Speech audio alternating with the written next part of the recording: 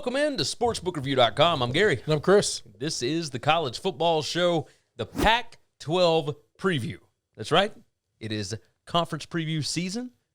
We are ready to rock and roll with this. I mean, we got some interesting teams this go around. We have got a conference that actually looks competitive. I won't say from the bottom, but I will say from like the middle up. Yeah. No, you know? I'm in with that. I agree. So this is going to be a lot of fun to discuss. Before we begin, there's a link in the description. Go and check it out, sbrpicks.com/NCAAF.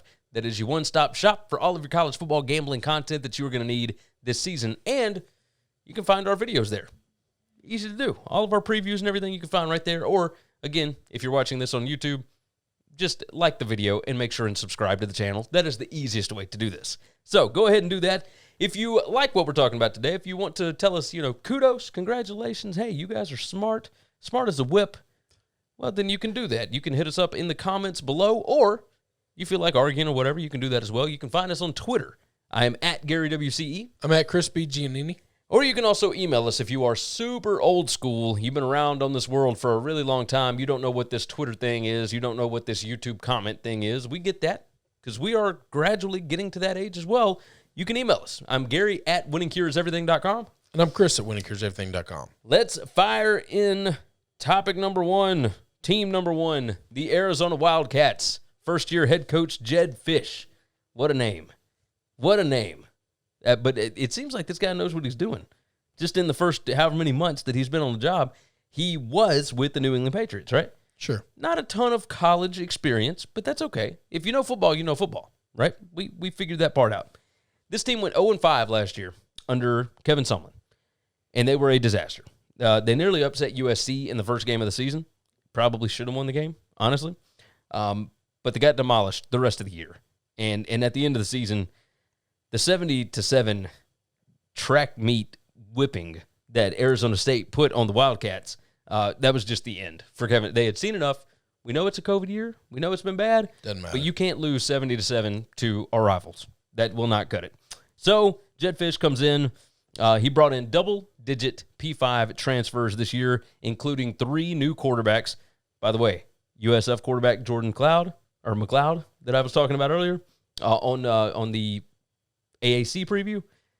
This is where he ended up. Yep. So Fisch hired Don Brown, excuse me. God bless America. I can't even talk tonight. Don Brown, Michigan defensive coordinator, as his new DC. The defense, for him, they're going to need pass rushers. They are going to need good corners. I don't know how much talent they've actually got to do that just yet, but I do know that he is a defensive mastermind. That's right. Wasn't able to stop Ohio State, but there is no Ohio State in this league. So, I don't know. I'm curious about this. The win total is 2.5. To go over is juiced at -130. To go under is +100. SP Plus has got them going 3-9. FPI's got them going 4-8. I got to tell you, I mean, look, they are dead last to win the conference, dead last to win the division. I'm going to go under the 2.5.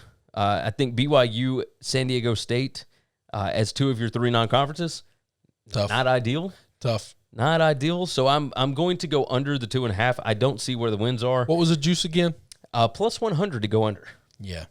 So basically even money. Yeah. I like it. Yeah, I would probably go under as well. Now, that's not to say that I don't think that he can build this up. That's right. Years into the future. No. I just think this is a rough year to begin your start. It's year one. So, year one, I would go. I do think the coaching staff's pretty great, though. Don Brown's been around for a long time. Don Brown's an amazing coach. I can't believe he left Michigan for this job. Well, I don't think he voluntarily left Michigan. I don't think he voluntarily left Michigan. Okay. He was kind of shown the door to bring in we'll talk about it when we get to Michigan State. The guy from the Ravens. Oh, yeah, the linebackers coach. So, that's the way it goes. Either way, we'll move on. We'll move across the state. We'll talk about our boy Herm.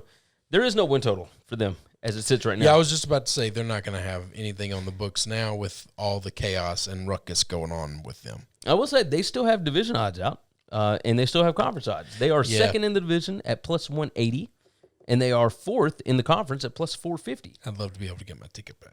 I can believe that. That's all right. Because, man, you and I were very, very high on them just a few short months ago. And now this NCAA stuff has put a cloud over the whole thing. Now, just 2 weeks ago, everybody was talking about, the whole staff's going to get fired. Nothing's happened yet. If Herm can survive until game week, not just Herm, but Antonio Pierce and that whole bunch that's there. I think we're okay. I actually think there's a chance that I might be okay. I think so too. Because that guy's going to be able to get his team ready for Saturdays. Went 8-5 in 2019, 2-2 last year, number 29 in the country in returning production. They bring back 84% of their production from last year. SP Plus has got them going. It's 9.5 and 2.5, so either 9-3 or 10-2, one or the other. Still got the best quarterback in the league. On offense, look at this. The running game was absolutely incredible last year. They finished second in the country in rushing success rate, second in 20-plus yard carries per game. They had 3.5 20-plus carries per game. That's just incredible. Quarterback Jaden Daniels, absolute star. Yes. They've got a bruising offensive line. They've got a ton of skill talent. Like, this is what he's been building this offense for, right? Defense, like the run defense needs help, but the pass defense should be great again. Like, this team was built to compete and possibly win the Pac-12 South this year. But, let's for our sake, FBI's got them going 9-3. SP Plus has got them going around 9-3. Let's set the over-under at 9 just for us. I would have them going over the 9. Yeah. If I didn't have to worry about the NCAA stuff. But I'm not worried about the NCAA stuff because none of that stuff's going to take effect this year. No, I'm talking about if they fire the staff. Yeah, but because I don't know. We're still, we're still a month out. Yeah. Month and a half. Well, about a month and a half, I guess. Yeah. If they can survive the next 6 weeks, I think we're fine. And if so, like if the staff is there, but we're giving you that information now, though. Yeah. If for some reason this entire coaching staff turns over, then I would go under the. Then I'm changing my opinion. But also the win total would switch. Yeah, the win total is not going to beat that whenever it hits a book. So yeah, I believe when it first came out before the NCAA stuff hit, I think it was 8.5. If these guys can make it one season, I think they can actually do something really special.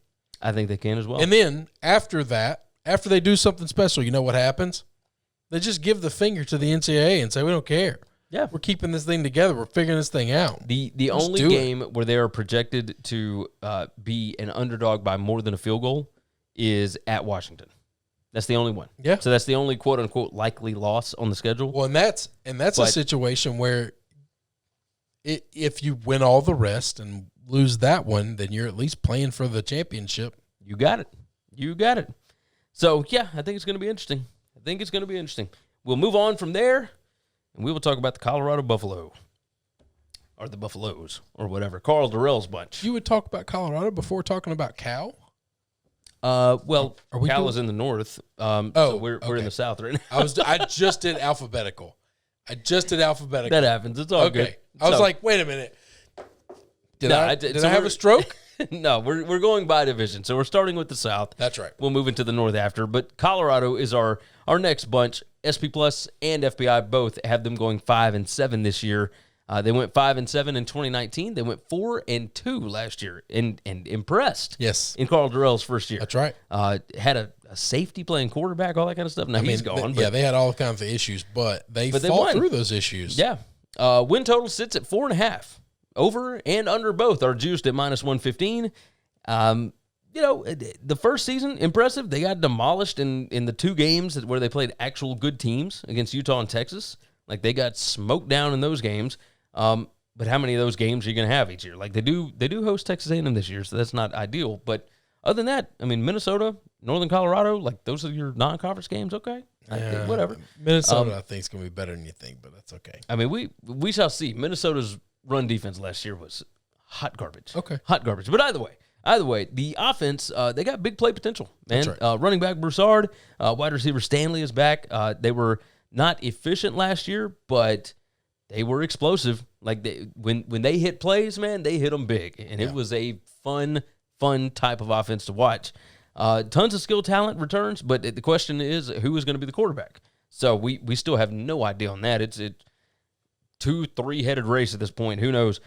Defense, too many mistakes last year. Just too many. They are aggressive. They can create havoc. It's a fun style to play, but this season they cannot afford missed assignments like they did last year and missed tackles. So, but that's what happens when you play that aggressive defense like that. When you make mistakes, you get gashed. Oh yes, and they did. They did. But I think at the talent level that Colorado has, this is the devil that you've got to deal with. Yeah. Right? You have to take gambles, and you have to hope to hit home runs. And when you miss, the other team hits a home run on you. But if you don't hit big on your end, they were just going to score anyway. Yeah. But instead of scoring in 3 plays, they score in 12. So it doesn't matter. It's a whole different This thing. is why you take the swing, because you know you don't have the talent to hang with them. Yeah, right I tend now. to agree. I tend to agree. I've got them going under the 4.5. Yeah, I do too. I do too. This is a team I'm excited to watch, but I don't think is going to be great yet. I don't think so either. The road schedule is not ideal. At Arizona State, at Cal, at Oregon, at UCLA, at Utah, and then of course there's Washington. Yeah, all their coin flip games are on the road. Yes, it is rough. It's not what you want, but it happens. And then, like I said, I think A&M and Minnesota are just better football teams than them. I tend to agree with that. I tend to agree. All right, moving on. Let's talk about Chip Kelly. Good old Chip and the UCLA Bruins. A lot of issues with this. The hardest time trying to figure out what I think of this team. So they went 3-4 in a shortened season last year. There were some exciting moments. There were other moments where they were close but no cigar. All that kind of stuff. Their win total is 7. To go over is -105. To go under is -125. SP Plus has got them 8-4 this year. FPI has them 6-6. So the 7, of course, falls right in between those two analytics. Tons of returning production. They are number 8 in the country. They return 92% of their guys. I mean, that's just absurd. A promising 2020 season meant that, this is kind of the win now season for Chip Kelly. If you're going to do something, you probably need to go on and do it with your situation at quarterback and all that. There's only one game on the schedule where they're projected to be more than a touchdown underdog. So that means a lot of coin flips. So that's definitely good. The issue is that you got 7 coin flips. Well, so the way I break the schedule down is I highlight the game in red if I think they're going to lose it, definitely. Highlight it in green if I think they're going to win it, definitely. And then I highlight it in blue if it's a coin flip. I got 3 wins, 3 losses, and everything else is a coin flip. Yes. Yeah, offense was finally both efficient and explosive last year, so that was a step in the right direction. They return everybody but their running back, but they do get Michigan running back Zach Charbonnet in. Yeah. Charbonnet, excuse me. And running back in Chip Kelly's offense is the least of my concerns. Yeah, because he's always going to find somebody. Yeah, it doesn't matter. Yeah. You don't know that guy's name. You'll know it soon. Yeah. No, and if something happens to him, you'll know the next guy's name. Just run him in, man. Rotate him in. Let's go. Just a revolving door. The defense really does need to speed up their improvement, though. Kelly brought in several P5 transfers this year to help that, including Alabama linebacker Ali Cahoe, Notre Dame linebacker Jordan Heath, excuse me. This is somebody that I did not know, so I was having to write the name down. But they brought in a bunch of help, but they've gone from 108 to 96 or 95 or whatever to 81st last year. They're improving, but if you're wanting to win in this conference, you need to step that up even more so. I think the talent that they bring in, I think the fact that this is a really experienced bunch, especially in this division, I think that's going to help. I've got them going over the 7. I think they're going to win more of these coin flips than they're going to lose due to, the quarterback helping, him coming back. I think it's his 3rd year, Dorian Thompson-Robinson. I like this team. I think Kelly has got this thing figured out now. So I've got him going over as well. My logic is it's all on Kelly. This man has never been bad at football coaching in his life. All of his losses or struggles have been, I think, easily explained away. Yeah. And I just think he's finally been somewhere long enough to where when it comes down to the X's and O's, I think he's going to outcoach most of those people that are going to he's going to have to deal with coin flips in. Yes, that's exactly what I think. Exactly what I think. So it's all on Chip Kelly. The USC Trojans are the next ones up. Clay Helton, of course, back again. 5-1 last year. Lost in the Pac-12 title game, and they opted not to play in a bowl game. Went 8-5 the year before that. 8.5 is the win total here. It is juiced to -110 to go over, -120 to go under. SP Plus has got them going 10-2. FPI has got them going 9-3. They are first as far as odds in the division, +135 to win this division, make it to the conference championship game. They were number 3 to actually win the conference, +350, which is kind of surprising. Yeah. I mean, that's long odds, like, +350. Good payout if it hits. Helton's Trojans, they have won 10 of their last 13 games, and they finished number 13 in SP Plus last year, even with quarterback Keaton Slovis, battling through injury and whatnot. Slovis actually kind of regressed last year, which is not something that you want to see, but it's a bit of a sophomore slump kind of thing. No. So, I'm curious if Slovis can bounce back. He had a bit of an injury. He was not super healthy. They've got wide receiver Drake London. Just explosive transfers coming in. Like, it gives USC plenty of offensive weapons here. DC, Todd Orlando, like, they improved the defense in his first season. In a COVID season, and now small sample size, only 6 games, but improved it from 60th in efficiency to 29th in efficiency last year. Now, they lose a ton of experience in the secondary, but 6 of the front 7 are actually returning. That should help things. I like USC. I think that this team is super talented in this division. I've got them going over the 8.5 here. Yeah, they're 2. 9-3, baby. We're agreeing on everything in this conference. I think that's what it is. But I think this is a 9-3 football team. I think I can pinpoint the losses. Do you think USC fans will be happy with 9-3? I think when they lose to UCLA now. If they lose to Notre Dame and UCLA, they're probably not going to be happy. Those are my losses. Yeah, I can buy that. All right, so I've got them going 9-3 as well. Last one for the Pac-12 South is the Utah Utes. And Kyle Whittingham. This is another team where just does what he does, man. It's just all blue. Yeah. Like, I put a bunch of them as well, a bunch of toss-ups, but all blue. Their win total is 8.5, right? I like this team more than pretty much anybody in this conference or in this division other than Arizona State, right? Like, at USC, I don't know that they were going to lose to UCLA. I think me and you have different losses for them, but I still expect 9-3. Probably. But I think Utah, with Charlie Brewer at quarterback, can do some real damage here. Again, win total is 8.5. To go over is -140. To go under is +110. The SP Plus projected record is 9-3. The FPI is 7-5. They are +450 to win the division, +1,200 to win the conference. And, the 34th in returning production, 83%. Like, they bring a bunch back. Charlie Brewer coming in, Oklahoma running back TJ Pledger. Defense is going to lean on experience this season. They finished number 1 with a young team last year. They were number 1 in havoc rate. And that's mostly freshmen and sophomores last year. Now you got 12 players returning with 100-plus snaps played when they only played, 5 games last year. Yeah. Like, that's pretty damn good. I agree with that. I expect big things out of Whittingham and them this year. I'm going over the 8.5 at -140. So I'm going to go under. You're going under. I'm going to go under. A lot of coin flip games, huh? Yeah, I think they got a lot of coin flip games, and just assume I'm going to chalk all those up to wins. Listen, I was a huge defender of Charlie Brewer for a long time at Baylor. It didn't go well last year. It's been a while since he made a big play to actually help his team. I think you're right. I don't think Charlie is a difference maker. I think Charlie is a game manager. Charlie won't lose you a game. Charlie won't win you a game, though, either.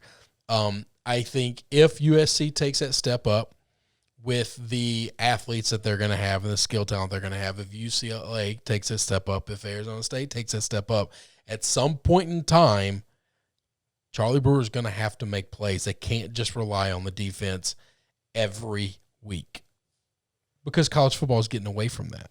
Yeah, you might be right about that. It's my only logic. I just think the game is going to where if one team is a defensive team, and I've grown up my entire life loving and trusting defense, and the other team's an offensive team, and I'm sitting on coin flips, I'm probably giving a slight edge in all those coin flips to the team with the better offense because that's where the game's going. You probably got a point there. You probably all got the a point. rules benefit that. You are making me second guess myself. And we're getting here. to be big playmakers. Now, don't, because I haven't always been good at this. But it's just one of those things where it's just my opinion and that's my logic. I need football. Football has become a sport of playmakers. Yes. It's no longer grind it out and win. You can do that, okay? Our boys at Northwestern. Yeah. We love them. They're not winning any big games against other teams with playmakers. They win against Iowa and Wisconsin. Yeah, and if you got other Chip Kelly, teams just like you, yeah, they're better than them at all of those things sometimes. But the issue is, if you were in a division with USC and Arizona State with a stud quarterback and UCLA. Great quarterback play, and I'm not talking about consistency. I'm talking about taking the top off the defense, gashing you for big runs. There's no, tortoise in the hare. There's no tortoises keeping up with that. Yeah. Not in today's game. Okay, I can get down with that. You might be right. Yeah, I'm going over 8.5. You're going under 8.5.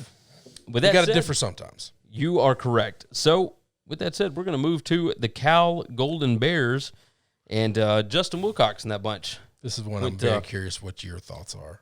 Went 1-3 last year. Went 8-5 the season before that. So, that's definitely good. Very weird. Step in the right direction, right? Yes. Very weird to be 8-5, which yes, that's a huge overstep for them usually. Yes, very much so. They did lose their defensive coordinator, Tim DeRuyter. I don't worry about that. Well, I mean, he headed to Oregon, so that's but once again, it's Wilcox's This defense. is a Wilcox defense. Yes. All right. Wilcox is not an offensive genius by any stretch of the imagination. This is his defense. The not worried about win total is 6 here. To go over it is plus 100. Yeah. So to go under minus 130.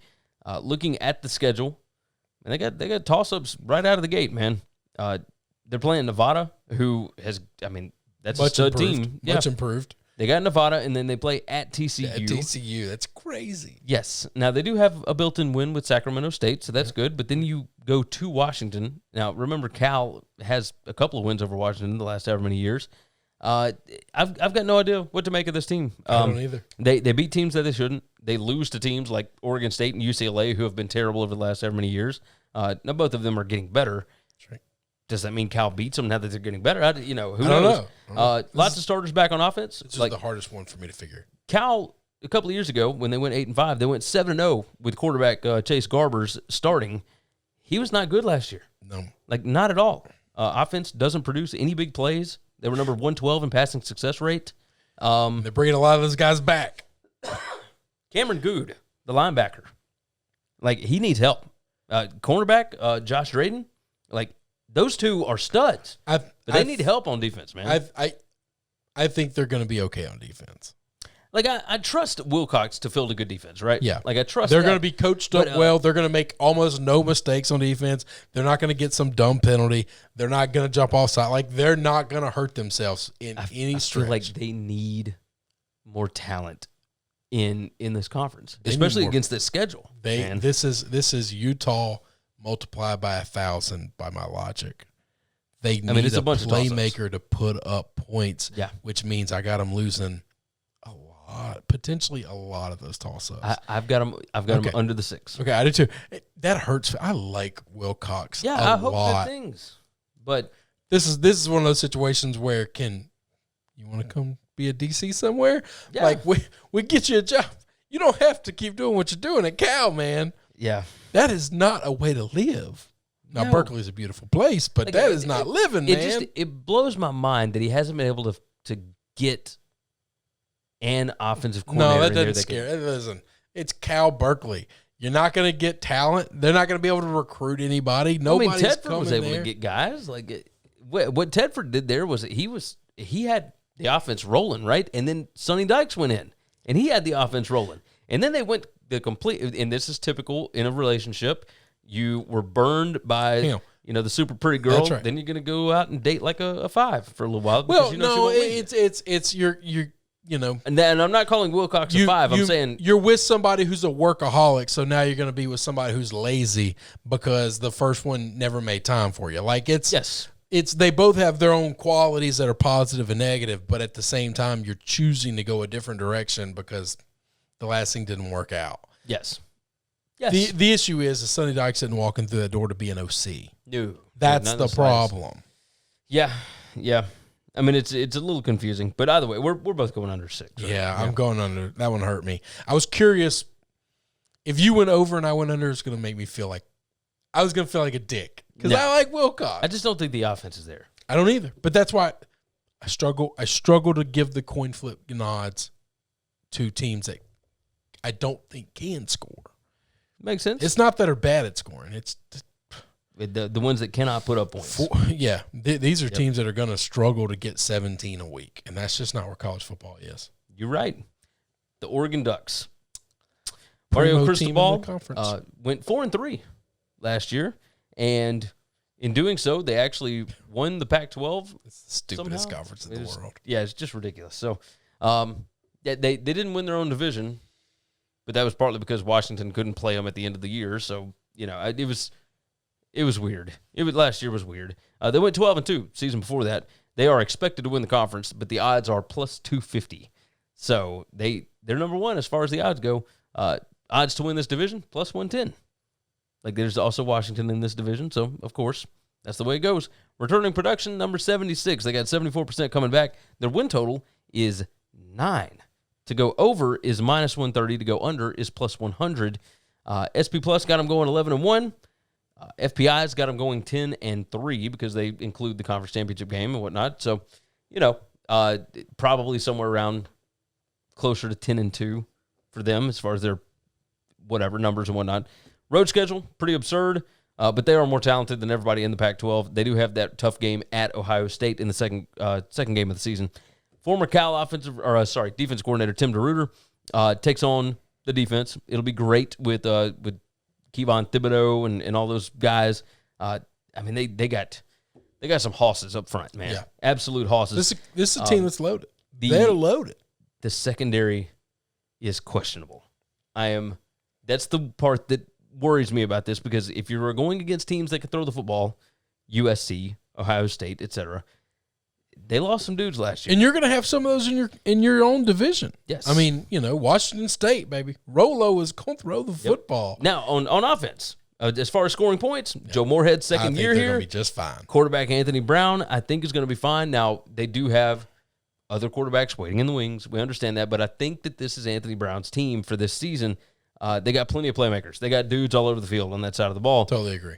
I'm curious about this. I'm going to take them to go over the 9. I think they're going over the 9. I think 9 is their floor. I kind of think. I think if everything goes wrong, they win 9. I think there's some ways that they could lose, 4. God. But man, that'd be rough. Like I just think it is much more. I just think anybody that might upset them, they'll make it up by winning a game that they should have won or a coin flip game. Yeah, they're too well coached. Yes. They're too talented. You only worry about that secondary against teams like Ohio State that have 7 NFL guys at wide receiver. Yeah, and it doesn't matter who you're playing on DBs. So they're all getting dusted. They play at Utah, at Washington, at UCLA. Like none of those are offensive juggernauts. No. Like, so I don't know that they're going to be able to throw all over you. So yeah, I think over 9 is the way to go. Like I don't think it's close actually. So I think this team is closer to 11 wins than they are to 9 wins. Oh, easily. So I agree with that. Yeah. Moving on from there, Oregon State. Let's talk about Jonathan Smith and the Beavers. Of course, one of our favorite mascots. We like Beavers. 2-5 last year, and don't get me wrong, last year was actually a bit of an impressive season. Yeah, I was just about to say that's like the best 2-5 we've seen in a long time. They were a lot of fun. That offense looks good. The issue this year is they are losing running back Jamar Jefferson. He was a stud, and he's an NFL guy. Oregon State doesn't lose a bunch of NFL dudes, but Smith knows offense. We don't know who's going to win this quarterback job. It is what it is. It was Tristan Gabby last year before his hamstring injury, but then Chance Nolan comes in, filled in, played well. Who knows what they're going to end up doing. Defense is the issue with Oregon State. There's plenty of experience this year, but not a lot of talent. Even with several P5 transfers coming in, I still don't know what the ceiling for the defense is. I don't think it's very good. But I do tend to believe in Jonathan Smith. Like, I think he can win a couple of shootout games. Yeah. He proved it last year. They beat Oregon last year. Well, I was just about to say, this is a guy that it wouldn't surprise me if Oregon's 11 and 10-1 going into the old school Oregon Civil War, yeah. and get got just because this is a rivalry. This is a coach that's not going to back down from anybody. Nope. They don't have the talent to hang with most of these teams, I don't think. But I'm inflating their wins. So if I look at it, what I think of talent and coaching, I'm basically just saying I'm going to add 2. That's because 100% what I did. I think they're going to beat 2 teams they're not supposed to. What was the win total again? With the odds? 4.5, 115 juiced on both sides. Over and under. Right, yeah. I'm going over the 4.5. Oh, no, I'm going over. I feel like I have to. Yeah, they're number 22 in the country in returning production, by the way, 87% coming back. Yeah. So, which is a theme this year. Average is usually like 60-something% as far as returning production. This year, the average is like 75%. Yeah. Like, it's absurd. But they got 87% of their production back from last year. I think they're going to be great. Like, I say great. That's a loose term here. I think they're going to be really good. I think they're going to be fun. I think they can easily get to 5 wins. Like, I think this is a team that's not good at football all the time, but they're a lot of fun. Yes. I think Jonathan Smith will get this team and they to a fight point. Hard, man. They really do. Yeah. I think this is not a dog-ass team. This is not Kansas. This is not Vandy. Yeah. Yeah. I think you're right. All right. Moving on from there, let's talk about the Stanford Cardinal. David Shaw. So last year, they went 4-2, and it was strange. It was better than what they did the year before when they went 4-8, right? Their win total this year is 4. So it sits right on that thing. Over and under, both juiced at -115.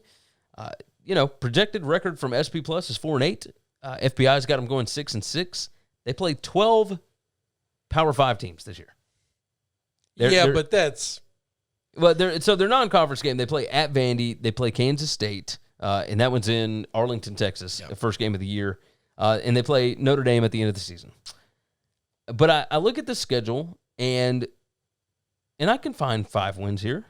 Like, I'm going over the 4. I cannot believe that David Shaw and that bunch has dropped off that much, right? Their offensive coordinator, Tavita Pritchard. Well, the number's 4, right? Not 4.5? No, it's 4. Okay. So I believe they can get to 5. There's zero chance in my mind that they only win 3? That they only win 3. I think so, I too. think that's, which makes this the easiest over bet I've ever made, because this is a push or win situation. I've been crazy critical of David Shaw. I've been crazy critical of the Stanford program and team in the past.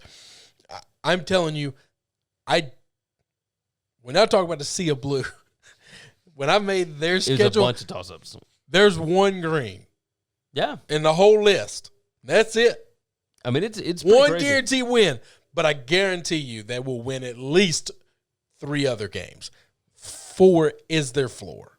I think so too. This will not be a 3-win team, Gary. They lost quarterback Davis Mills. That's a big deal. That is a big deal, but Jack West is okay. The redshirt freshman, the blue chip guy, Tanner McKee. I don't think their offense has been that dynamic to where the quarterback should be the biggest loss on their team. I agree. I mean, this is not Andrew Luck. No, that's leaving. You're not. They didn't lose a generational dude. Yes. All right. So the offensive line and running back group should be fine. Like, this should be pretty good. So it should be good. I was about to say they play good defense. Here's the deal: they got a lot of playmakers on defense. They've been incredibly inefficient the last several many years. They were 93rd in efficiency last year. So it's one of those, like, all right, they got returning starters, but like I said earlier, like, old trash, still trash. But in some cases, like, that experience does actually help. I wonder how much it helps here.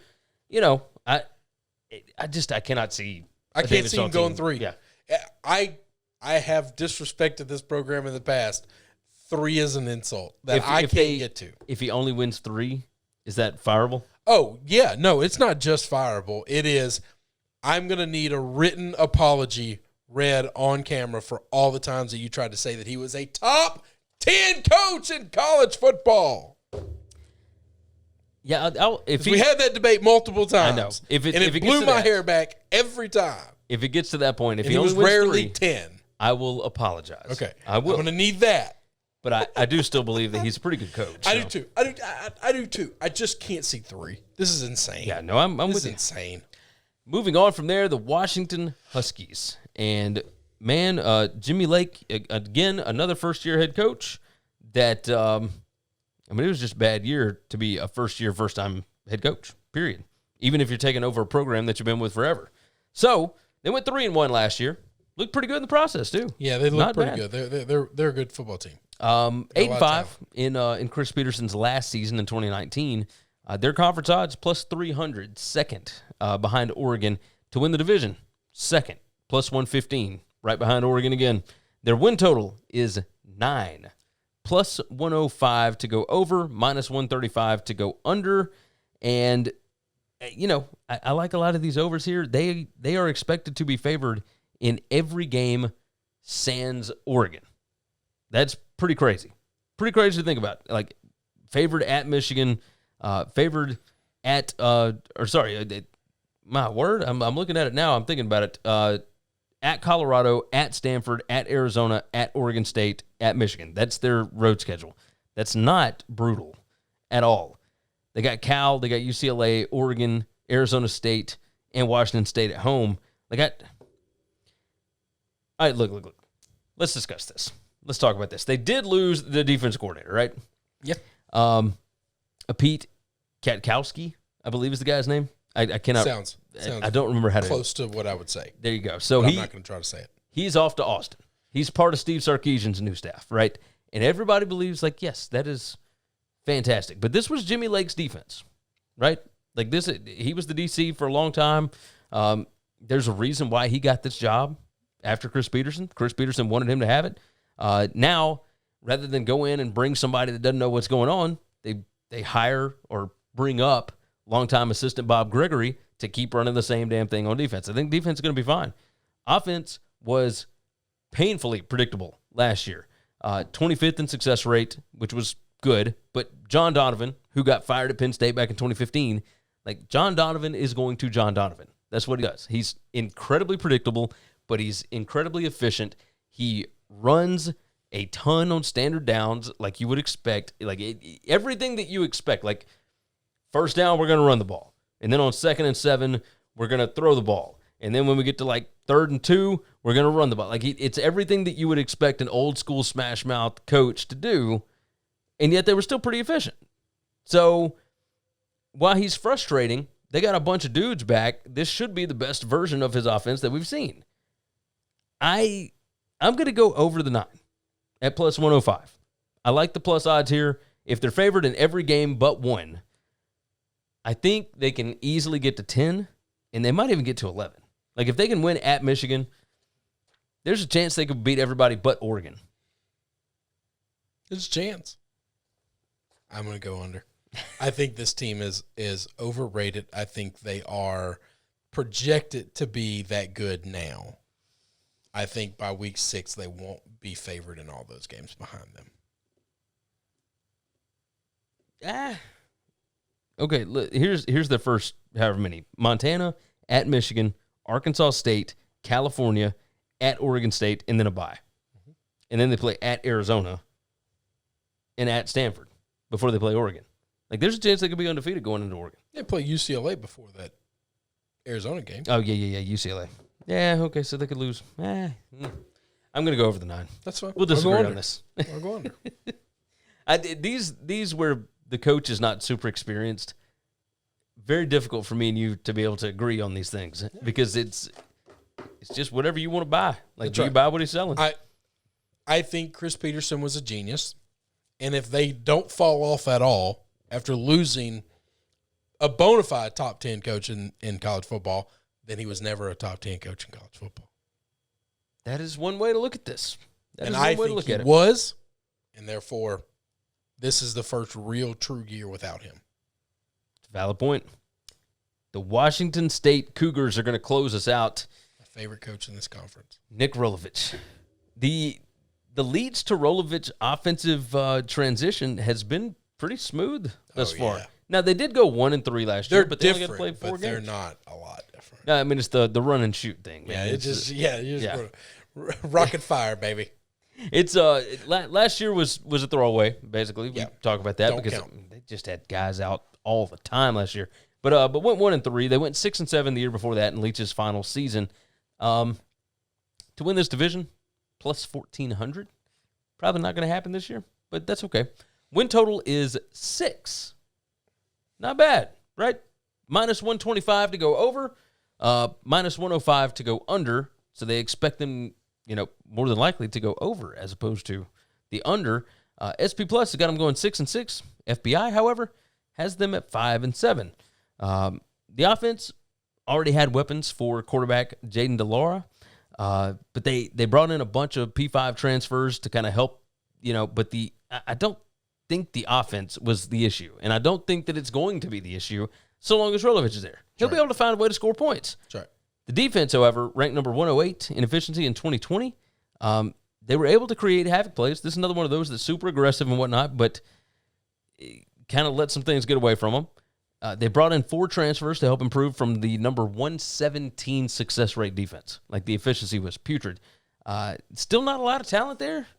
They're going to have to outscore teams to be able to win. And, while it does help for their non-conference to include Utah State and Portland State, they do also have BYU. And I think that they can beat BYU. Yeah. But I got that as a coin flip game. But I do think getting over 6 wins is going to be difficult. I completely agree with that. So while I love Rolovich, I am going to go under the 6, especially when it's juiced at minus 105. Yeah. Like, I don't see where the wins are. It's scary as hell when I think their ceiling's probably 7, right? Like, if it's the best case scenario, but I'm still going over. I'm not betting against Rolovich. Are you crazy? Rolo's going to take this team on a run. They're going to beat teams they're not supposed to beat. You They're love gonna beat Nick everybody Rolovich. they are supposed to beat. That is the way it goes. That is the way it goes. All right. With that said, our conference championship game picks. I'm going Oregon and Utah. I like Utah. There you go. That's the way I'm rolling. So Utah plus 450 to win their division. Oregon plus 110. And then, my friend, I'm going Oregon to win the conference. Plus 250. Well, I've got a ticket for it, so I'm gonna stand with my ticket. Arizona State. I'm going Oregon, Arizona State. I'm going Arizona State. Yeah. Let me look at the number again. Arizona State. If I can get them there, I'm happy. To win the division, Oregon State is plus 180. To win the conference, Arizona State is plus 450. So you're taking Arizona State to win the division and the conference. Yeah. I can get down with it. Plus 450. Then you got Oregon at plus 110 to win the division. So when this happens, we will be rolling in it. I can get down with that. All right. That is going to wrap up the Pac-12 preview. Anything else we need to hit on that? All right. Let's get out of here. Go to sbrpicks.com/NCAAF. Make sure you like this video and subscribe. If you feel like arguing with us, you can do that in the comments section because, trust me, there are things that you can't argue about. We understand. But you can also hit us up on Twitter. I'm at Gary WCE. I'm at Chris B. Giannini. And go over to sbrpicks.com/NCAAF and go read all the different previews on here. Because while we like to think that we know what we're talking about, there are guys over there that actually have like a bunch of analytics, and they know way more than we do. That's right. So go visit them. Again, subscribe to the channel, like the video. For sportsbookreview.com, I'm Gary. I'm Chris. And we will see you all again next time.